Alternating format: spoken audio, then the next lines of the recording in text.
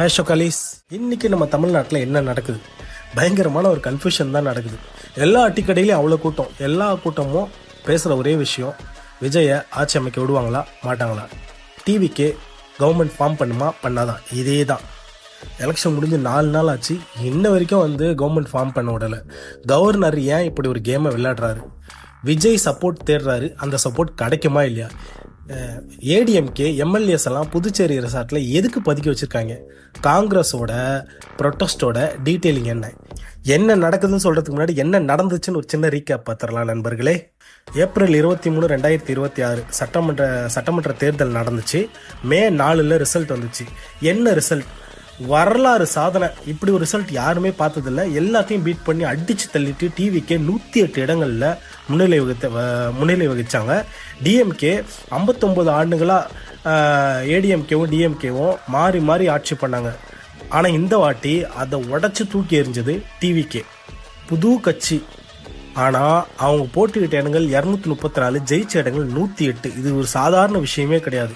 இப்போது டிஎம்கே பார்த்தீங்கன்னா 59 சீட்ஸ் தான் ஜெயிச்சிருக்காங்க. ஏடிஎம்கே 47 சீட்ஸு, பிஜேபி வெறும் 1 சீட்டு, காங்கிரஸ் 5 சீட்டு, பிஎம்கே 4 சீட்டு, சிபிஐ ப்ளஸ் சிபிஐஎம் அவங்க 2 சீட் ஜெயிச்சிருக்காங்க. ஆனால் இங்கே என்ன பிரச்சனைனா, 234 சீட்டில் மெஜாரிட்டிக்கு 118 சீட்டு வேணும். டிவிக்கே 108 சீட் தான் வச்சிருக்கு. அதாவது 10 சீட்டு கம்மியாக இருக்குது. இதுதான் இருக்கிறதுலே இப்போ பெரிய குழப்பத்தை உண்டு பண்ணியிருக்கு. சரி, இப்போ என்ன நடக்குதுன்னு பார்ப்போம். நம்ம டிஎம்கே லீடர் ஸ்டாலின் இப்போ என்ன பண்ணிட்டு இருக்காரு? அவருக்கு இருக்கிறதுலே இந்த தேர்தல் ரொம்ப ஒஸ்டான தேர்தல்னு சொல்லலாம். ஏன்னா 5 வருஷம் முதலமைச்சர் ஆட்சி பண்ண ஒருத்தர் தன்னோட சொந்த தொகுதியிலேயே தோத்துட்டாரு. கொளத்தூர் தொகுதியில் 3 தடவை ஜெயிச்சவர் இந்த வாட்டி டிவிகே வேட்பாளர்கிட்ட தோத்து போயிட்டாரு. மே 5 ஸ்டாலின் முதலமைச்சராக பதவியிலிருந்து ராஜினாமா பண்ணார். இப்போ டிஎம்கே எதிர்கட்சியாக மாறிடுச்சு. அதில் ஸ்டாலின் எதிர்கட்சி தலைவராக இருப்பாரான்னு கேட்டால் அது பெரிய கேள்விக்குறி தான். ஏன்னா உதயநிதி ஸ்டாலின் தான் இருக்க போகிறாரு. அவங்க தோத்ததுக்கு அப்புறம் என்ன சொல்கிறாங்க? டிவிகே விஜய் ஸ்டேஜில் ஆல்ரெடி சொன்ன ஒரு விஷயம் தான் அவங்க சொல்கிறாங்க. நாங்கள் எதிர்கட்சியாக மரியாதையாக இருப்போம், மக்கள் தீர்ப்பை தலைவணங்கி ஏற்றுக்கிறோம். இதை தான் அவங்களும் சொல்லியிருக்காங்க. ஆனால் ஒரு சின்ன ரூமர் சர்க்குலேட் ஆகிட்டே இருக்குது. டிஎம்கேவும் ஏடிஎம்கேவும் அலையன்ஸ் வைக்க போகிறாங்க அப்படின்னு சொல்லிட்டு ரூமர் சர்க்குலேட் ஆகிட்டே இருக்குது. அதுக்கு டிஎம்கே அவங்க சைட்லேருந்து உடனே ஒரு விஷயம் சொல்லிட்டாங்க. நாங்கள் அப்படி எந்த ஆஃபரும் அக்செப்ட் பண்ணலை அப்படின்னு தெளிவாக சொல்லிட்டாங்க. ஆனால் உண்மை என்னன்னு நம்மளுக்கு இப்போ தெரியாது. அரசியலில் என்ன வேணாலும் நடக்கலாம் நண்பர்களே. சரி, இப்போ ஏடிஎம்கே புதுச்சேரி ரெசார்ட்டில் என்ன ட்ராமா நடக்குது? ஏடிஎம்கேக்கு 47 சீட் வந்திருக்கு. பழனிசாமி அவரோட தொகுதியில் பயங்கர ஸ்ட்ராங்காக அடித்து துவம்சம் பண்ணி வின் பண்ணியிருக்காரு. ஆனால் அவங்களோட கட்சிக்குள்ள ஒரு சின்ன ஸ்பிளிட்டு உருவாயிருக்கு, ஒரு பிளவு வந்திருக்கு. என்ன நடக்குதுன்னா, 47 ஏடிஎம்கே எம்எல்ஏல சுமார் 28 பேர் புதுச்சேரியில் ஒரு ரெசார்ட்டில் தங்க வச்சிருக்காங்க. எதுக்கு தங்க வச்சிருக்காங்க ரெசார்ட்ல அப்படின்றது எல்லாருக்கும் ஒரு பெரிய கேள்வியா இருக்கு. அதுக்கான பதில் என்னவா இருக்கும் அப்படின்னா, அந்த எம்எல்ஏல ஒரு பகுதி டிவிகேக்கு சப்போர்ட் கொடுக்க ரெடியா இருக்காங்கன்றது பேசப்படுது.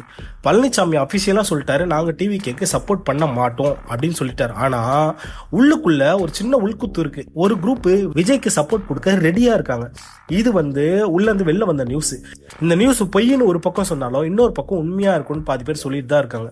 அவங்கள பேச்சுவார்த்தை பண்ணதான் ரெசார்ட்ல வச்சிருக்காங்களா, இல்ல அவங்கெல்லாம் விஜய் பக்கம் ஓடிடுவாங்கன்னு ரெசார்ட்ல வச்சிருக்காங்களான்னு நம்மளுக்கு போக போக தான் தெரியும்.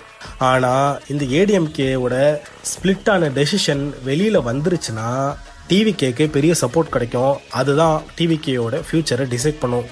சரி, காங்கிரஸ் பார்ட்டி என்ன பண்ணுது? அவங்க விஜய்க்கு சப்போர்ட் பண்ணாங்க, அதெல்லாம் ஓகே. ஆனா அவங்க ஏன் விஜய் கூட டிஎம்கேலேருந்து திடீர்னு ஜம்ப் பண்ணி விஜய்க்கு சப்போர்ட் பண்ண வந்தாங்கன்னு ஒரு சுவாரஸ்யமான ஒரு விஷயம் இருக்கு. காங்கிரஸ் விஜய் தான் ஆட்சி அமைக்க போறான்னு தெரிஞ்ச உடனே விஜய்க்கு சப்போர்ட் பண்ண வந்தாங்க. ஆனா அவங்க சப்போர்ட் பண்ண வந்ததோடு சேர்த்து ஒரு பெரிய டிமாண்ட் வச்சாங்க. அந்த டிமாண்ட் விஜய் அக்செப்ட் பண்ணதுக்கு அப்புறம் தான் காங்கிரஸ் கூட்டணி வச்சாங்க. அந்த டிமாண்ட் என்ன தெரியுமா? டிவிகே எப்பயுமே பிஜேபி கூட சேரக்கூடாது. இதுதான் அந்த டிமாண்ட். விஜய் உடனே அதுக்கு சரின்னு சொல்லிட்டாரு. காங்கிரஸ் அவங்களுக்கு சப்போர்ட் கொடுத்துட்டாங்க. ஸோ இப்போ டிவிகேவும் காங்கிரஸும் கூட்டணி சேர்ந்து 108 + 5 113 சீட்ல இருக்காங்க. ஆனா இன்னும் டிவிகே தளபதி விஜய்க்கு 5 சீட் தேவை. இப்போ அந்த 5 சீட்டு எப்படி அவங்க பிடிக்க போறாங்கன்றதுதான் பெரிய கதையே. காங்கிரஸ் பிரசிடென்ட் செல்வ பெருந்தகை இன்னைக்கு காலையில 11 மணிக்கு எல்லா மாவட்ட தலைமையிடங்கள்லயும் ப்ரொடெஸ்ட் கூட்டம் நடத்துறாங்க. என்ன கோஷமா இருக்க போகுதுன்னா, கவர்னர் அரசியல் அமைப்பை மதிக்கணும், டிவிகேவை ஆட்சி அமைக்க அழைக்கணும். இதுதான் அவங்களோட கோஷமாவே இருக்க போகுது. அப்படி அந்த கவர்னர் என்னதாயா பண்ணாரு? வாங்க பார்க்கலாம். Governor versus Vijay constitutional stand off. என்னன்னா 2018 கர்நாடகாவில் இதே மாதிரி ஒரு சுச்சுவேஷன் வந்தது.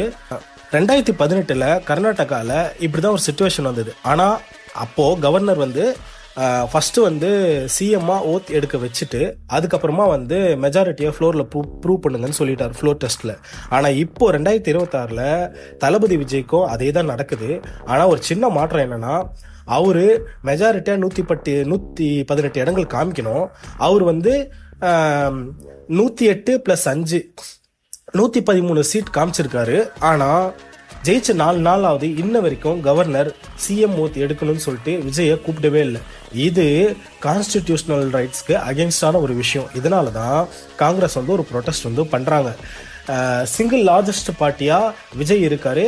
அவர் போயிட்டு நான் சிங்கிள் லார்ஜஸ்ட் பார்ட்டி என்னை வந்து ஓத் எடுக்க அலோவ் பண்ணுங்க, அதுக்கப்புறமா ஃப்ளோர் டெஸ்ட்டில் மெஜாரிட்டியை நான் ப்ரூவ் பண்ணுறேன்னு விஜய் சொல்லியிருக்காரு. ஆனால் அதுக்கு கவர்னர் வந்து எந்த ஒரு பதிலும் கொடுக்கல. ஏன்னா கவர்னர் சொல்கிறது என்னென்னா, எனக்கு ஒரு சின்ன டவுட்டாக இருக்குது, நீங்கள் ப்ரூவ் பண்ண முடியுமா, அதனால் வந்து இப்போதைக்கு நான் கொடுக்கல அப்படின்னு சொல்கிறாரு. இது கான்ஸ்டிடியூஷனல் ரைட்ஸ்க்கு அகேன்ஸ்டான ஒரு விஷயம். நம்ம இந்தியாவோட நடைமுறை என்னென்னா, சிங்கிள் லார்ஜஸ்ட் பார்ட்டியாக முதல்ல கூப்பிட்டு ஆட்சி அமைக்க வைக்கணும், அதுக்கப்புறம் ஃப்ளோர் டெஸ்ட் நடத்தணும், அதில் ஃபெயில் ஆனால் மட்டும்தான் ஆட்சி அமைக்க முடியாதுன்னு சொல்லணும். ஆனால் கவர்னர் அந்த நடைமுறையை ஃபாலோ பண்ணல. அதுக்கு அகேன்ஸ்டாக தான் நடந்துட்டுருக்காரு. இந்த மாதிரி நடக்கிற விஷயங்கள் எல்லாம் பார்த்துட்டு சிபிஐயோட ஸ்டேட் செக்ரட்டரி வீரபாண்டியன் என்ன தெரியுமா சொல்கிறாரு, கவர்னர் கான்ஸ்டிடியூஷனல் கன்வென்ஷனை ஃபாலோ பண்ணணும், சிங்கிள் லார்ஜஸ்ட் பார்ட்டிக்கு முதல்ல வாய்ப்பு கொடுக்கணும். இதுக்கு கர்நாடகா மினிஸ்டர் MC சுதாகர் என்ன தெரியுமா சொல்கிறாரு, லார்ஜஸ்ட் பார்ட்டி லீடர் ஓத் எடுக்கணும், ஸ்டிப்புலேட்டட் டைமில் மெஜாரிட்டியை ப்ரூவ் பண்ணணும், இதுதான் ட்ரெடிஷன், இதை ஏன் கவர்னர் மீறாரு அப்படின்னு கேட்குறாரு. ஆனால் கவர்னர் இது எதையுமே சட்டம் பண்ணல. இன்னொரு நியூஸ் என்ன தெரியுமா, நம்ம தளபதி விஜய் கொடுத்த G+ செக்யூரிட்டியையும் விட்ரா பண்ணிட்டாங்க. இதுக்கு நம்ம கமல்ஹாசன் என்ன சொல்கிறாரு தெரியுமா, MNM பிரசிடென்ட் ராஜ்யசபா எம்பியான கமல்ஹாசன் எக்ஸில் ஒரு போஸ்ட் போடுறாரு, டிவிகேவை ஆட்சி அமைக்க அழைக்காமல் போனால் இது மக்கள் தீர்ப்பை அவமதிக்கிறது, இது அன்பிரசிடென்டட் சிச்சுவேஷன், ஆனால் கான்ஸ்டிடியூஷனல் சொல்யூஷன் இருக்குது. கமல்ஹாசனோட கட்சி MNM எலெக்ஷனில் போட்டியே போடலை, ஆனால் டிவிக்கோட வெற்றியை அவர் வரவேற்கிறார். சரி, இப்போ கரண்ட்டாக என்ன நடக்குது அதை பார்த்துடலாமா. டிவிக்கோட கையில் 108 அவங்களோட சீட் இருக்குது, ப்ளஸ் 5 காங்கிரஸோட சீட் இருக்குது, மொத்தம் 113 சீட்ஸு. இன்னும் 5 சீட் வேணும். அந்த 5 சீட் யார், அந்த 5 MLA யார், இதுதான் இப்போ பெரிய கேள்வியே. இதுக்கு வந்து ஒரு 3 பாசிபிலிட்டிஸ் இருக்குது. ஒன்று, ஏடிஎம்கேல ஒரு ஃபேக்ஷன் டிவிகேக்கு சப்போர்ட் கொடுத்தா ப்ராப்ளம் சால்வ்டு. 2, PMK 4 சீட்டு அவங்க டிவிகே கூட வந்தால் இன்னும் ஒரே ஒரு சீட்டு அதுவும் வந்துருச்சுன்னா problem solved. Option 3, CPI, CPIM, IUML support கொடுத்தா ப்ராப்ளம் சால்வ்டு. ஆனால் அவங்க SPIலே இருக்கணும்னு சொல்லிட்டாங்க. இப்போது கவர்னரோட நெக்ஸ்ட் ஸ்டெப் என்னவா இருக்கலாம்? 1, விஜய் அழைச்சி ஓத் எடுக்க வைக்கணும் இல்லையா. 2, பிரசிடென்ட் ரூல் போடுறதுக்கு இவர் சிபாரிசு கடிதம் எழுதணும். 3, இல்லைனா இன்னும் கொஞ்சம் நாள் வெயிட் பண்ணணும். 4, வேற கட்சியை கூப்பிடணும். இது 4 அவர் எது பண்ண போறாருன்னு தெரியல. இன்னைக்கு ஈவினிங்குள்ள இல்லைனா நாளை காலையிலக்குள்ள ஏதாவது ஒரு பெரிய அப்டேட் வரலாம். அந்த அப்டேட் ஏடிஎம்கே கிட்ட இருந்து கூட வரலாம். ஸோ நம்ம வெயிட் பண்ணி பார்க்கலாம்.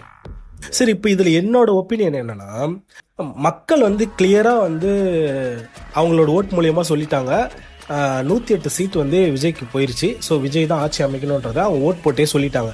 ஒரு சிங்கிள் லார்ஜஸ்ட் பார்ட்டியை ஆட்சி அமைக்க வாய்ப்பு கொடுக்கணும். அப்படி கொடுக்காம போனால் அது டெமோக்ராட்டிக் ஸ்பிரிட்டுக்கு அகேன்ஸ்டாக போகும்.